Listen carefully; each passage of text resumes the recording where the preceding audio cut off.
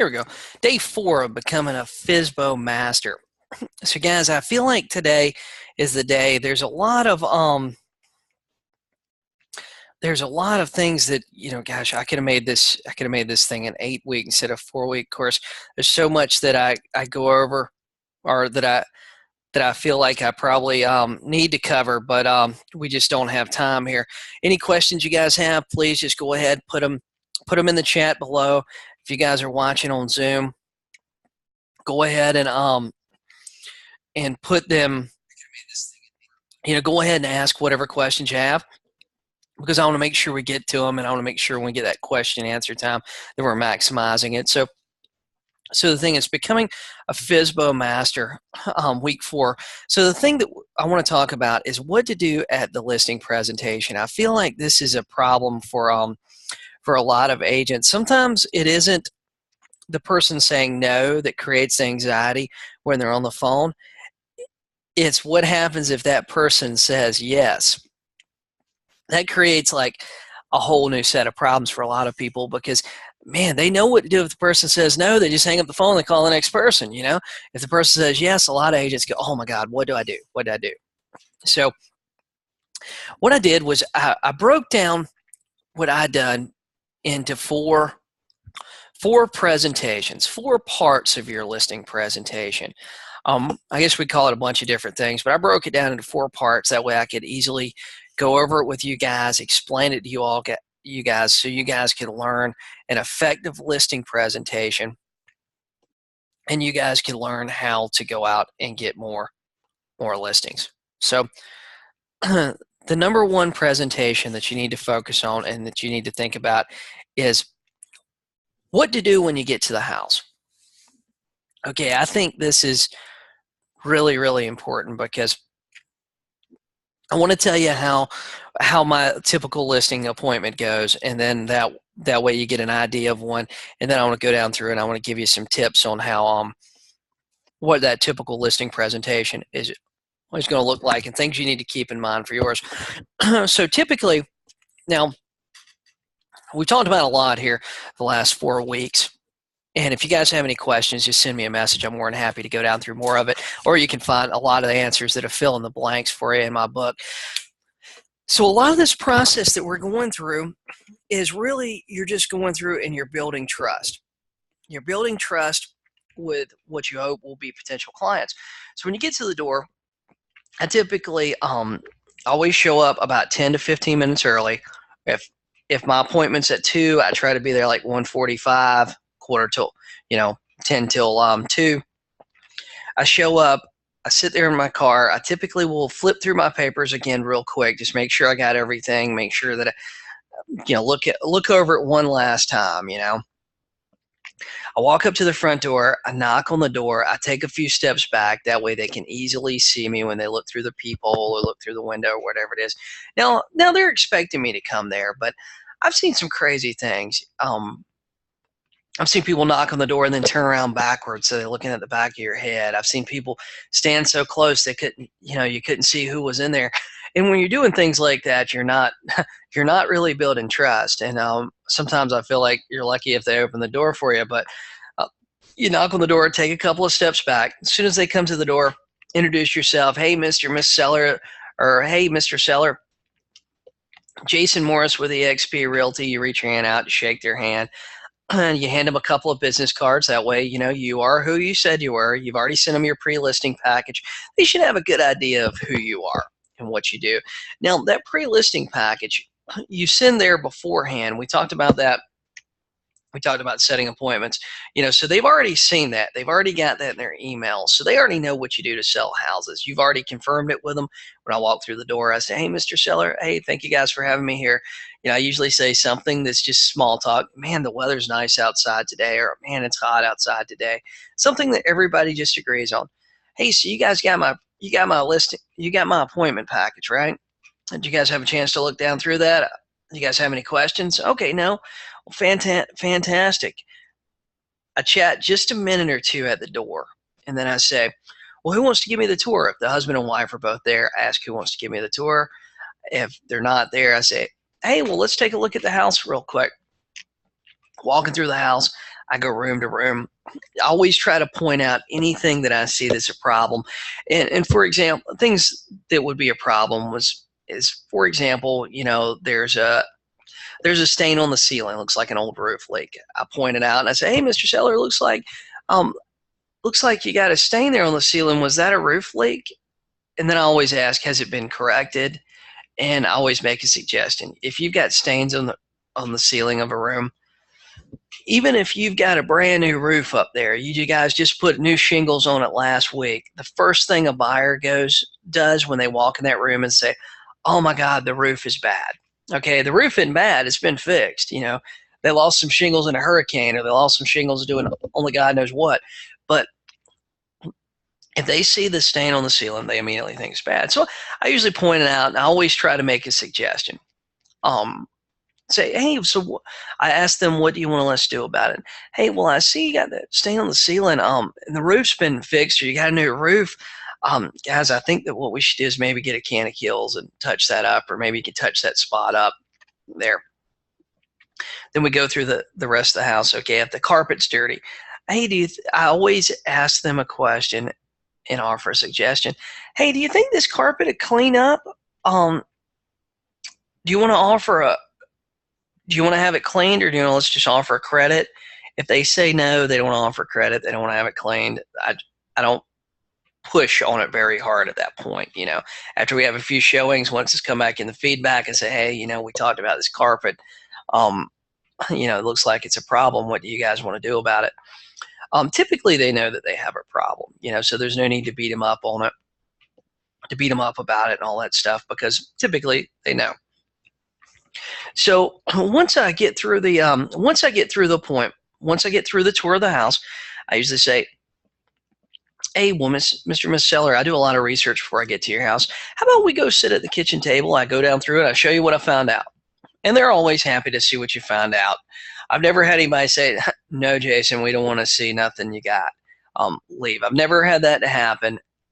I may be due for it. It's been 12 or 13 years and probably a couple thousand appointments or more at this point.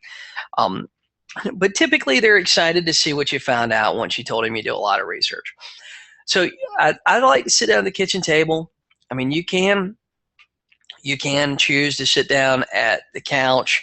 I like the kitchen table because I got one person on one side, one person on the other.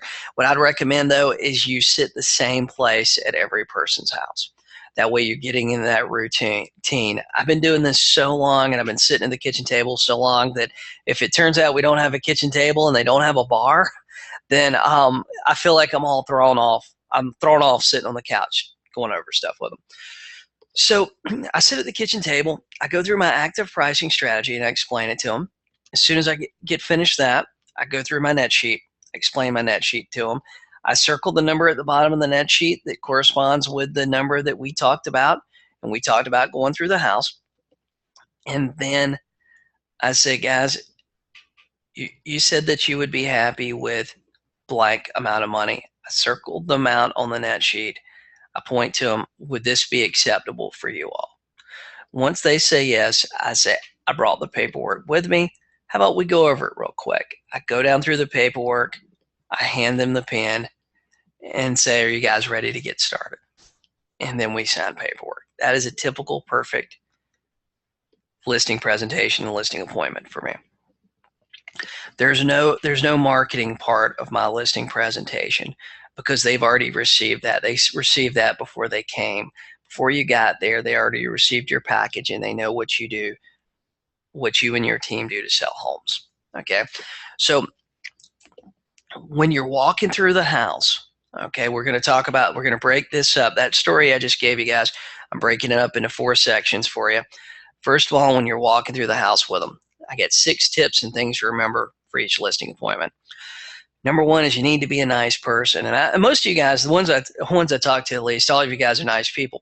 But you need to remember that sometimes your living standards and other people's living standards are very different.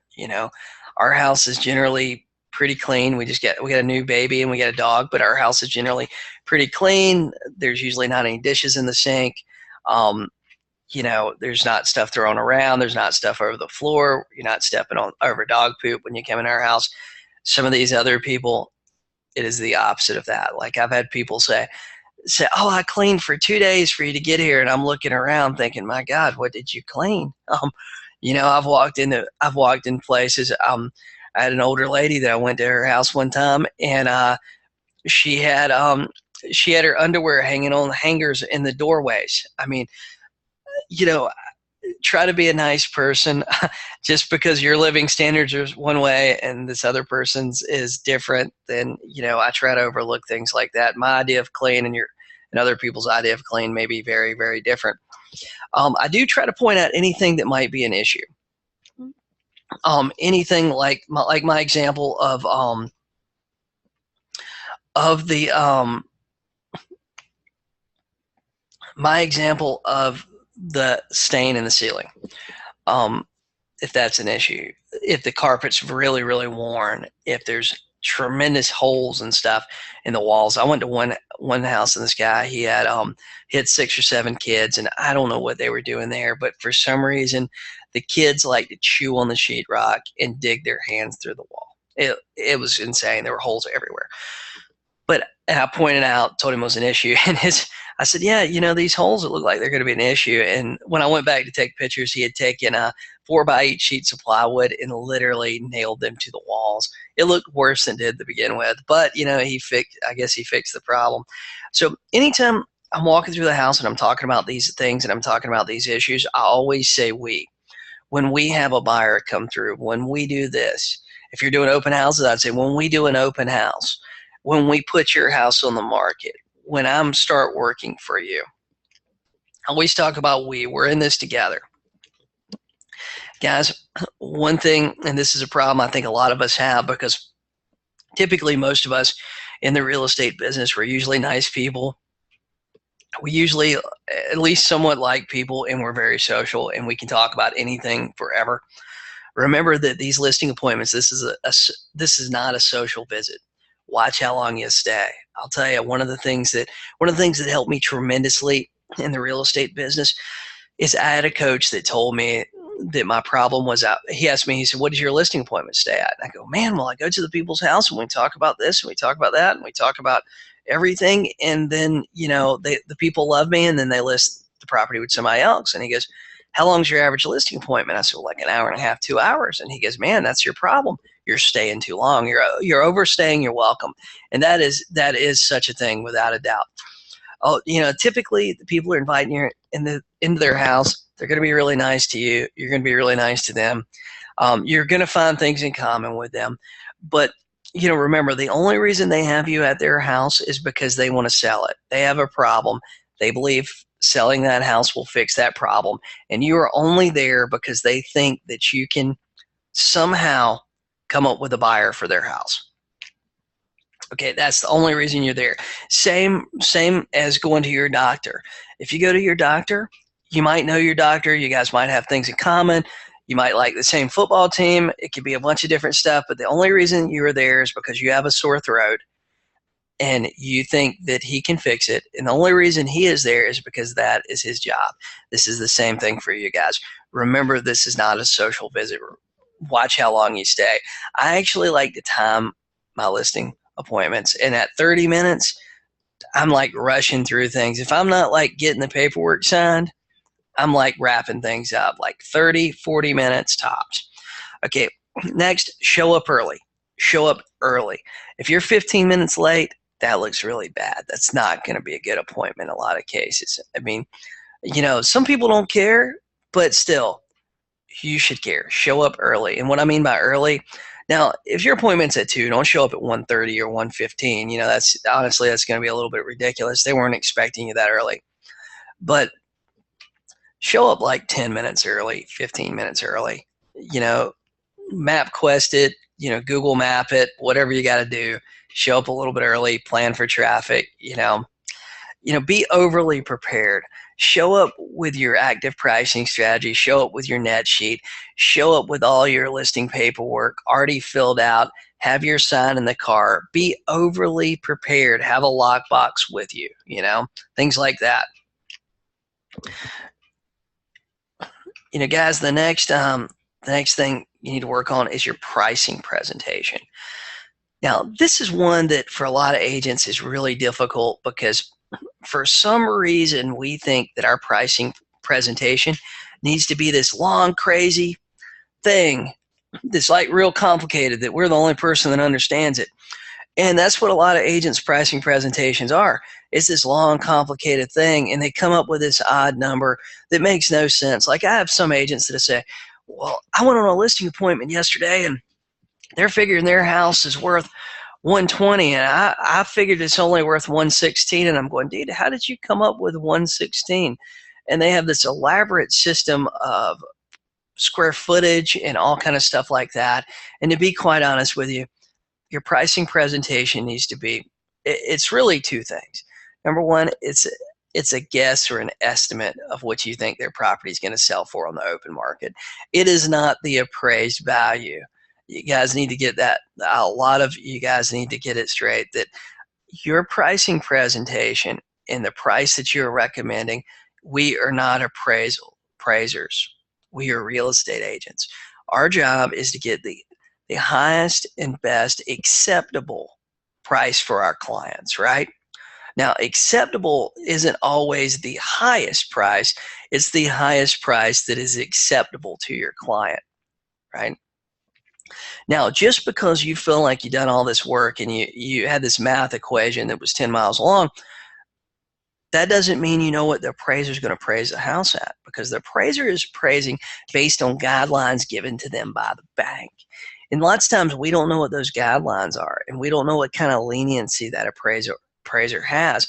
Their job is to support the price on the contract. An appraiser, a purchase appraisal is, and you guys can look this up, a purchase appraisal is not the opinion of value of the appraiser. It is an appraisal done to support the value of the contract. It's to make sure that the bank's collateral is of equal or greater value to the amount of money that they're lending. So, guys, there's some leniency and there's some things there that lots of times we don't know about. The bank sends them their guidelines they want to appraise by. Now, what we need to focus on is that we have a pricing strategy that makes sense and it's easy to relay to our buyers or even our sellers or even buyers. The way I do that is by having an active pricing strategy. Now, I don't price on solds, and I'll tell you guys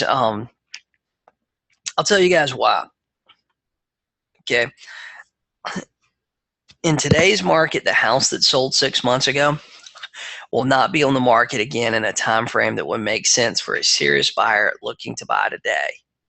If it does come back on the market, it will certainly be at a higher price.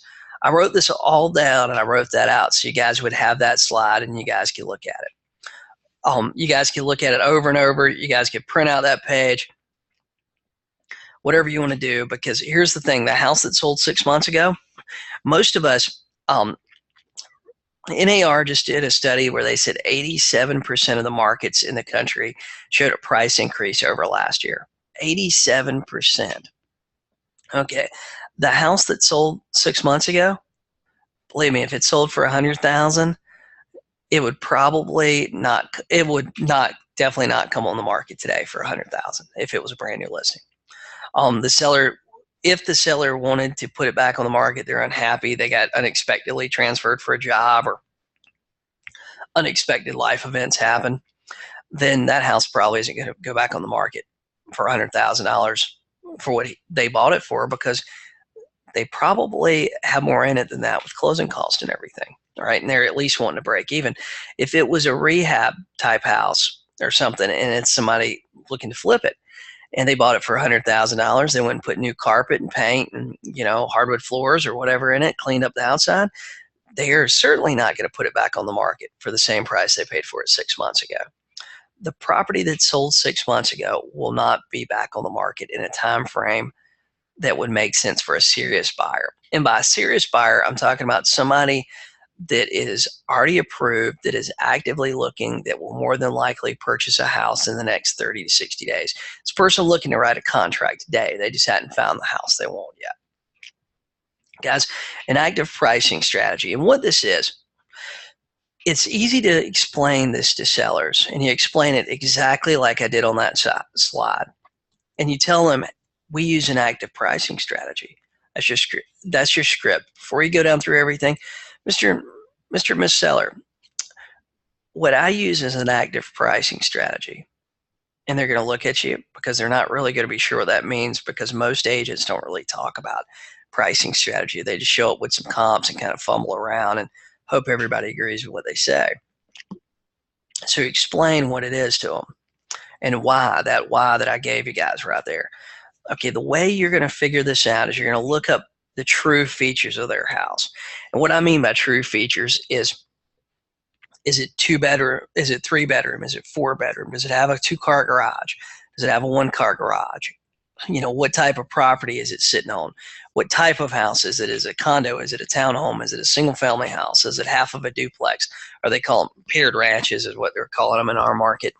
You know, but look up the true features of the home and the true type of the home. Then pull up the neighborhood and surrounding area. Now, I like to do surrounding area. I like to do a mile, and I like 2 miles, depending on how dense it is. What I want to see is let's just say, for example, in this example, we're going to use a 3-bedroom, 2-bath house with a 2-car garage. And we're going to say it's 1,500 heated square feet. So what I like to look up is 3-bedroom, 2-bath homes with a 2-car garage that are in a mile and then a 2-mile radius. And I'm going to weed them out. I'm going to pick the ones that are around 1,500 heated square feet that are, and I want to see how my listing or potential listing compares to that. I only look at homes that are very comparable in that price range. Now, I want to be able to look at the list, though. I want to be able to look at the list, and I want to say, oh, okay, wow, ours has hardwood floors in it. You know, let's say, for example, we're going to price this at $150, and there's a house for $140. Okay, I want to know why, and I want to be able to tell my sellers why we can get $150 for their house when their next door neighbor 2 doors down, that's the exact same floor plan, is only asking $140. You know, maybe theirs has hardwood floors, maybe theirs has their house has a screen porch, ours don't. You know, I want to know exactly why our house is greater or less than their house, right? And I want to be able to justify that, because when we do a description and when we do all this stuff for the MLS, I want to be able to put in MLS. I want to make sure that I point out those features, right? So look up the true features of the home, pull up the neighborhood and surrounding areas, and then look up properties that are actually in that price range, you know. And here's the thing about today. Pricing property in today's market, guys, I'd love to tell you guys that there's like a science to it and there's a mathematical equation. And I know that a lot of brokers and trainers out there tell you these mathematical equations, and your office probably does training on it for new agents. But pricing property in today's market's an art form. I'll tell you this, guys, you can take a house today that's $169.9 and it's $20,000 overpriced.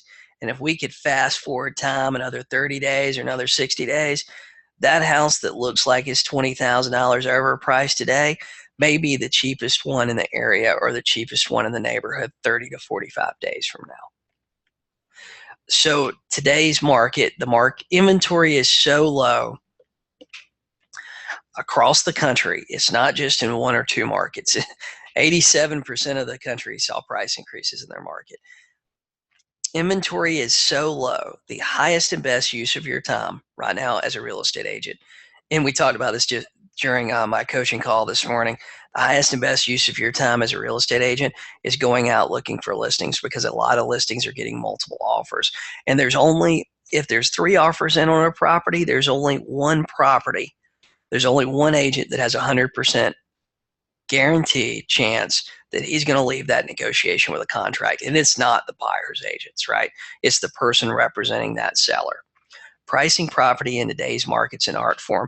Every single listing appointment that you go on, you need to make a business decision. And I've typed this out for this slide so that you guys can print out the slide if you want or save it, because I want to make sure that that you guys keep this in mind. Every listing appointment you go on, you're making a business decision, and that business decision is one of two things. And you're deciding where is the best place to put a sign, in the trunk of your car or in somebody's front yard. So guys, the next thing I want to talk about real quick is your net sheet presentation. Now, your net sheet presentation, I know a lot of agents don't like to do these because they feel like they're going to be held to it. Now, when you're going over these things, now I do my net sheet a little bit different than a lot of agents and a lot of people because, you know, number one, I don't want to be responsible for if I'm a little bit off, but I know I'm not going to be a little bit off, and I'm going to tell you why here in just a second. Okay, and I'm going to go down through the elements of my net sheet, and there's one in the file in the files of this group for you if you don't have one. So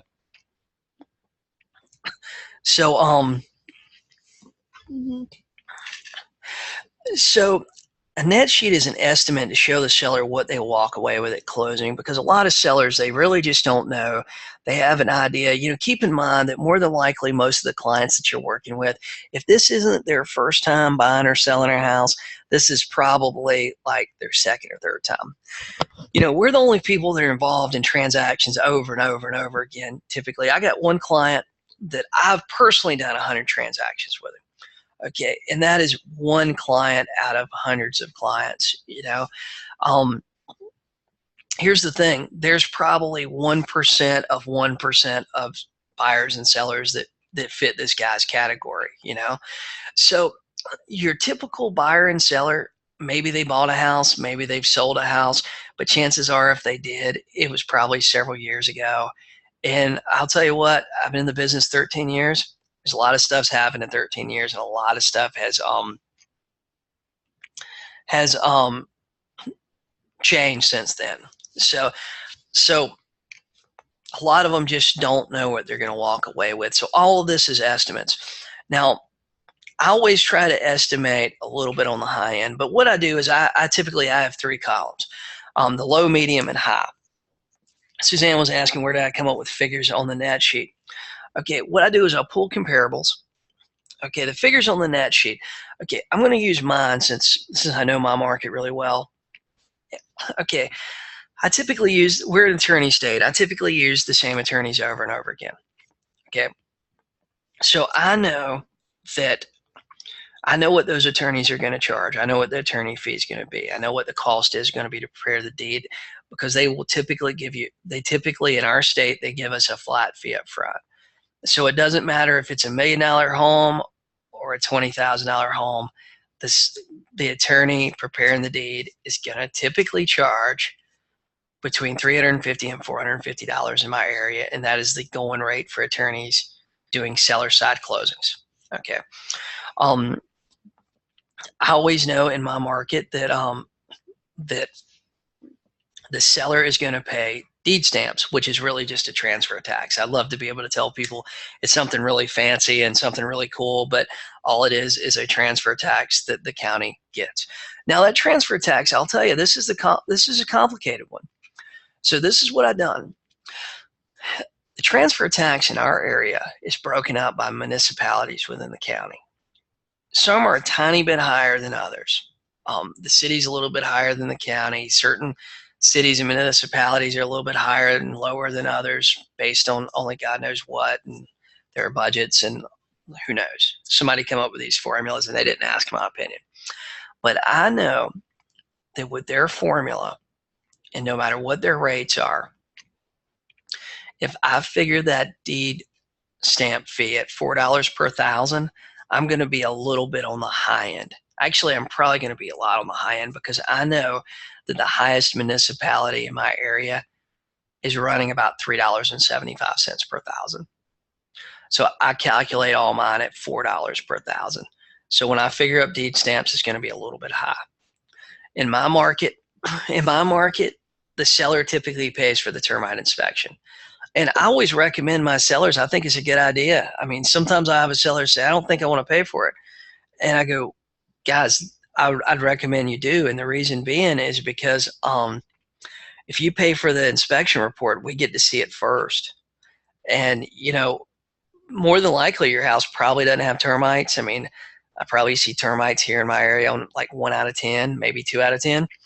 But we get to see it first. So that means we get to see the report first. And then if there's a problem, we know what the cost is to fix that problem first. And we can figure out what do we need to do and come up with a game plan before we even send it over to the buyer. So if we pay for it first, we get to decide what to do with it first, right? So if we see it and there's a problem, we get a chance to talk about how to fix that problem. If the buyer pays for it and the buyer sees it, sometimes buyers freak out, sometimes buyers think crazy stuff, but typically it's going to be about $1,000, $1,200 to treat an average house for termites in my area. My seller gets it first. I can talk to him, say, hey, Mr. Seller, I think what we should do is we got an estimate here for $1,000 to fix this. I think we should go ahead and fix it. And then when I'm calling the buyer's agent, I'm sending it over. I'm going, hey, buyer's agent, this is Jason Morris with eXp Realty. I want to talk to you. It looks like we got some active termites in here. My seller, we've already got a price on this. Give me $1,000 to fix it. My seller's having it treated and corrected. Is that going to be good with your buyer? And really, how can they say no if you're correct in the problem? So I always include the termite inspection in my net sheet. Typically, it costs $60 to $80. I estimated it being $100. I always include a miscellaneous line, and I always put $1,000 miscellaneous. And I tell the sellers as I'm going through the net sheet, hey guys, I put $1,000 miscellaneous here, and this is for something that may be unexpected, something we don't know about. Let's say they ask for a home warranty. Let's say they ask for who knows what. But typically in the 3 columns, low, medium, and high, I try to make the medium column, the price on the medium column, line up with the price they're looking for. Right? I try to make sure at least one of these columns is going to fit, because you know what? Sometimes I'm going to their house and I'm thinking the medium column, and usually I have a $10,000 price difference on each side, just depending on the price range of the property. You know what I mean? So if it's a $150,000 property, my low end might be 140, my high end might be 160 or 165. And you know what? Sometimes I go to houses and they've told me about the house on the phone. I've done all my research and I show up, and the thing I'm expecting one thing, and I go in and I'm blown away, and it's so much nicer. They forgot to tell me about the screen porch. They forgot to tell me about the 2-car detached garage. They forgot to tell me their house is on 3 acres instead of a half acre, things like that. So always include that high column too. So all of that research and stuff, Susan, is coming from, it's all coming from me actually going through, doing the research and looking for those things in my market and knowing what the cost of things are in my market. I would recommend that if you guys aren't using the same attorney over and over again, or the same 1 or 2 attorneys over and over again, that you start having those 2 or 3 vendors that you can recommend over and over again. The people that work good for you, the people that are going to give good service. Sometimes I'll tell you the cheapest attorney isn't the best one. We've got attorneys in our market that are literally closing shops, that if everything's great, if there's no problem with the closing. If there's a problem with the closing, it's going to be complete chaos because they're too busy to deal with that problem. So the cheapest isn't always the best. It's not always the best. So I'd keep that in mind too. So the next thing we want to go over in today is your paperwork presentation. And guys, I know there's a lot of you guys that are probably thinking, that your broker in charge, especially if you're new agents, hey, my broker in charge has already went over this with me. I know what the paperwork says. Guys, you would not believe how many agents over the years I've went on listing appointments with them, agents that have been on my team, agents that I've done different things with. You would not believe how many of them I went on an appointment with them. We've got to the paperwork, and I'm sitting there, and they are explaining the paperwork to me, and they're explaining the paperwork to the seller, and I'm sitting there thinking like, oh my God, have they even read this thing? before. Because most of the time what happens is if you're a new agent just starting out, and even existing agents, you sat in a classroom with your broker in charge. They went over it word for word. Now you're going to listing appointments and you're going over it word for word. Or you know what it says, you've read it. But the problem is you've read it, but you haven't practiced being able to go over it in a way that's easily understandable to your clients. The thing that we forget is this is a legal document. This is a legal document that's provided by your state or your state association or your state real estate commission. Or it's just provided by your office. Every place is a little bit different. In South Carolina, they're provided by they're approved by a real estate commission. This is a legal document. There's a lot of big words in there, and there's some scary stuff in there. Typically, most of these agreements, they have a sex offender thing in there, and you would not believe it. Typically, that paragraph just says, it discloses that if the buyer or seller are concerned about sex offenders, there's a list out there that they can check and see if one's in the area. That's all that paragraph says. But typically, that paragraph's about 1.5 inches, 2 inches long, or thick, and man, it's scary. I had a seller tell me one time, he goes, Jason, I can't sign it. And I said, why not? And he goes, well, I can't guarantee there's not a sex offender in the area. I don't know. And I'm going, man, that you're not guaranteeing it. It's just saying there's a list out there. So there's a lot of things in there. And the people that you're meeting with and your typical client, they've probably never seen this paperwork before. We see it. We literally look at it every day. A lot of us eat, breathe, and sleep real estate. But what you need to do is you need to take your forms. I can't really help you with this. If you're in the state of South Carolina, I don't mind helping you out with it. But I'm only licensed in the state of South Carolina. But what you need to do is take your forms and take your paperwork. Okay, more than likely there's not but 3 or 4 forms that you guys use in your state. If you're using zip forms, we probably got 100 different forms and zip forms. And in reality, 98% of the time we use like 4. So what you need to do is you need to take your listing paperwork, though. That's what we're going to focus on today. You need to take your listing paperwork, and you need to go through it, and you need to write out an easy explanation of each paragraph. And you need to make this like on a 3rd grade level. And I'm not telling you to do that because your clients are stupid. I'm telling you to do that because your clients have never seen this before. You need to make them feel, number one, you're going to get a lot more knowledgeable about the paperwork and the forms that you're having people to sign. That's number one. And number 2, you're going to make them comfortable in your knowledge and what it says. I mean, guys, I tell you what, I hate it. I hate it when I show up somewhere and I want to buy something and there's something that I need to sign and stuff I need to sign, and the person that I'm trying to do business with doesn't know what the stuff says. They're just shoving it in front of my face going, sign here. And guys, that's what a lot of real estate agents are doing. They're shoving the paperwork in people's face and going, hey, sign here. And here's the thing. I'll tell you the number one way to figure out if this is your problem. Okay, is if you're going to listing appointments, the people really like you. They like everything you said. They like the price you talk about. They like all the stuff you said. And then you're going over your listing paperwork and their eyes are rolling back in their head and they look like they're about to pass out or fall asleep. More than likely, it is the way that you are going over the paperwork. So, and the thing you need to do, you need to script it out.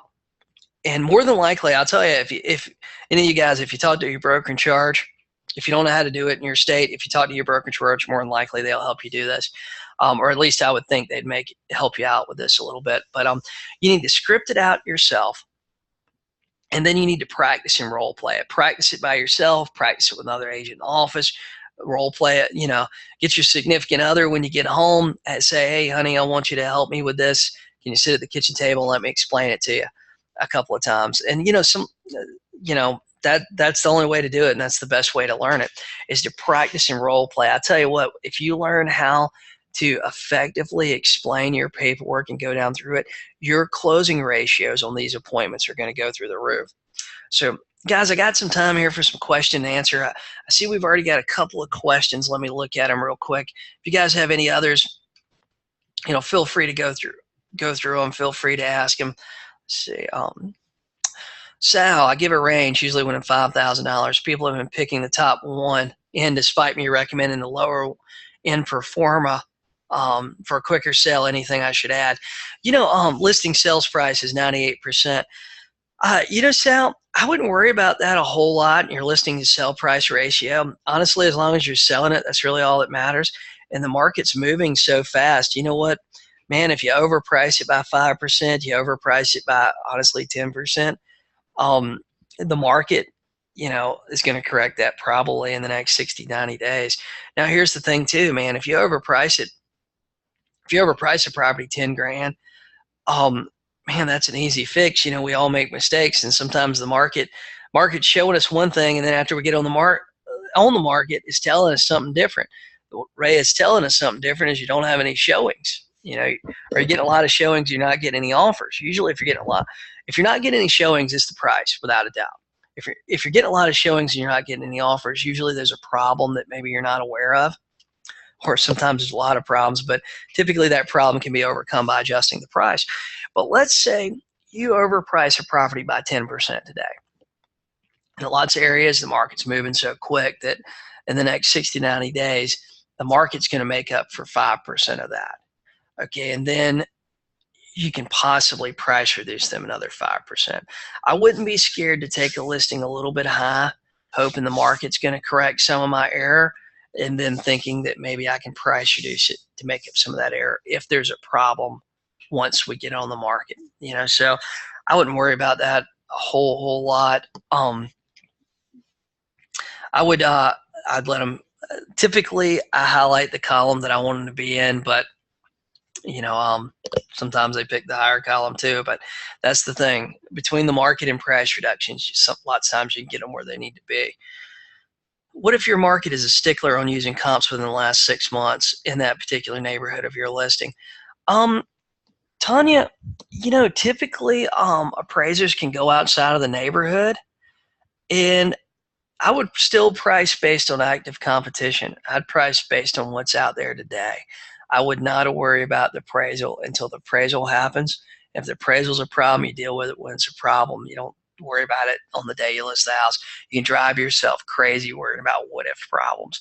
I'll tell you what, I had one just now that got appraised, but a contract for 139. I just knew in my heart that this was going to be difficult. Got the appraisal at 143. Wasn't a big deal. I mean, let the appraiser, you do your job, which is getting a contract on the house. Let the appraiser do their job. I mean, that's the best thing you can do. We can worry about what if scenarios all day long, and chances are a lot of them just don't happen. How do you explain to a seller if they say the comps being compared is not near their property? Typically, within a mile, within 2 miles, that's in their property. I mean, if you're going out 5 miles, I mean, if you're in a very, very rural area, sometimes you got to go out 3, 4 miles, 5 miles. But typically, if it's a mile, what you're doing is you're looking at justifying the price and how can you justify their price and hopefully sell it. I wouldn't worry about that much. I'd pull comparables in a mile and 2 miles, just depending on density, and I'd just go with it. On average, how many calls should translate into an appointment? How many appointments should translate into a listing? Jeff, I tell you what, man, it's hard for me to talk about my numbers because I've been doing it for 13 years. It's like I'm doing it pretty much on a daily basis for 13 years. So I don't want to give you what my numbers are because, man, I'm going out here and I'm listing like 70, 80% of the listings I'm going on. Typically, if I don't get the listing at the appointment, I'm listing it through follow-up, or it's a listing that after I got there, I didn't want. I mean, sometimes I go to some and I go, man, I'm not working with this seller. I got one right now that I shouldn't have taken because I'm not getting along with the seller, and I knew it was going to happen beforehand,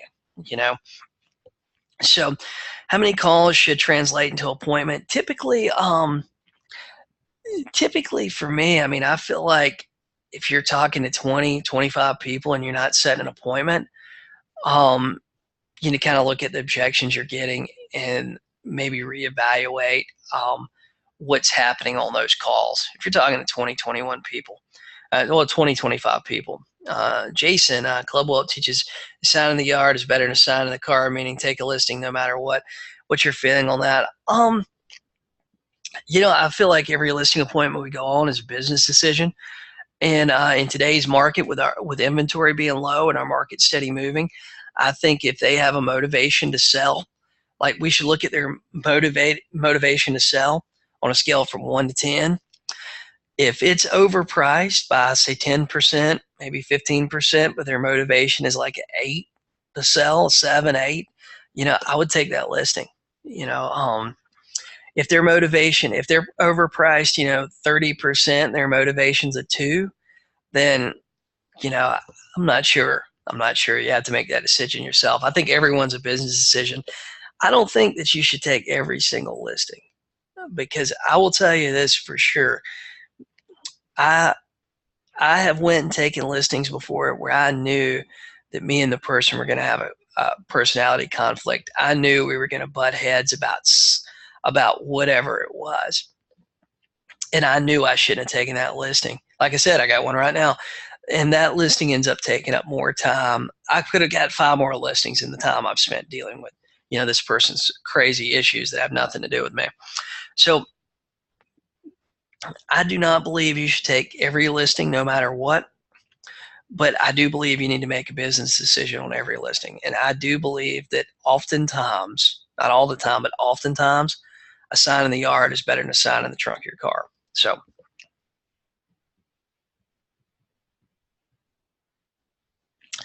Kevin, many of these for sale owners and expireds here in Florida are out of state. What kind of adjustments would you make for an owner out of town, and how would you do the listing presentation? Kevin, the first thing is you're sending them your pre-listing package through email. And typically, if they're out of town, that pre-listing package, what I like to do with out-of-town sellers is I like to tell them I'm going to do a drive-by. I'm going to go out and take a look at the house. If it's a house, if it's empty, if there's a way for me to get in, they got a key. I mean, I'll tell you what, we got some people here that are so trusting, man, for sale owners out of town that just tell you where their lockbox is hidden and give you the code for it. And you're going, oh my God, this is horrible. You guys really, really need me. But typically, if it's a house, I at least want to, offer to drive by it. Then I set up a time to do an appointment over the phone. Before that appointment, I go ahead and I send them the net sheet. Sometimes I won't send them the comparables, but oftentimes I'll just go ahead and email everything to them, call them on the phone, kind of go down through it briefly on the phone, and then I like to send everything zip forms or a digital signature if I can. So that's the only difference, is making that adjustment and doing everything over the phone instead of face to face. I prefer face to face, and that's changed for me over the years. When I first started real estate business, I was I guess I was younger and cockier, and I was like, oh man, I don't want to take the time to go to people's houses. I only want to call out of state people, and I did that for a while. Nowadays, I really enjoy actually going and meeting the people at the house and going through the appointment there. It's just personal preference. I like dealing with the people that are more like local primary residence people, but it's just personal preference. I'll work with either one, man. I'm not really picky. So let's see.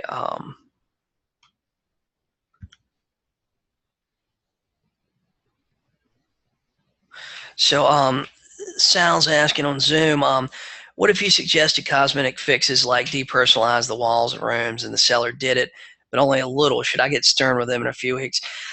I don't think depersonalizing is that important. Lots of times, like I've heard people say that they should take down every single picture of their family. I don't really think that's a big deal, at least not in my area. I do prefer them to have the countertops clean. With inventory being so low, I think buyers are more forgiving of that than they are when inventory is really high. So right now, like, I don't think the colors of a room matter much as far as paint, because buyers only got 5 houses to choose from in the little area they want to live. with inventory being low, I don't think it's as important. Now, some things, if it's like a cosmetic fix that looks like a tremendous amount of damage, let's say for example, like that stain on the ceiling. Okay, if it's a stain on the ceiling that looks like, hey, they have a roof problem, I suggest they do something with it. Okay, if it is something that looks like a problem with the home and it's a cosmetic fix, I I, I tell them. I tell them multiple times. I ask about it and follow up with it. But typically, if it's something real small, like hey, they had a bunch of pictures on the walls, um, then I don't think that's too big of a deal. You know, they got their kids, you know, school drawings or whatever hanging on the refrigerator. I don't think that's a big deal like in our market. I think buyers are just very forgiving of things like that when the inventory is really low. They just don't really have much to choose from, you know. Let's see, what other questions do you guys have?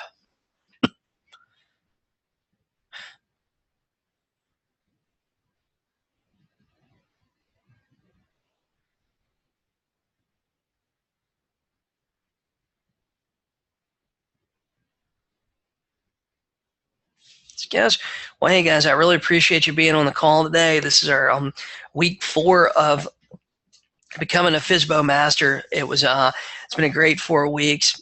I really am excited about all of you guys getting started calling for sale owners. If you're not already calling them, if you have not used that 30-day free coupon with RedX, you need to use it like ASAP, because I don't know how long they're gonna honor that. If you haven't used your coupon code and stuff, I use RedX. I've been using them for years. I think they're a fantastic service. Um, Based on what they told me one day when I went and visited there, I believe I was one of their first 500 subscribers.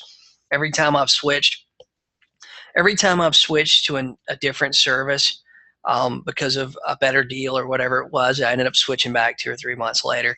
Um, it's just been consistently gives me leads, and it's consistently a lead source that I can depend on.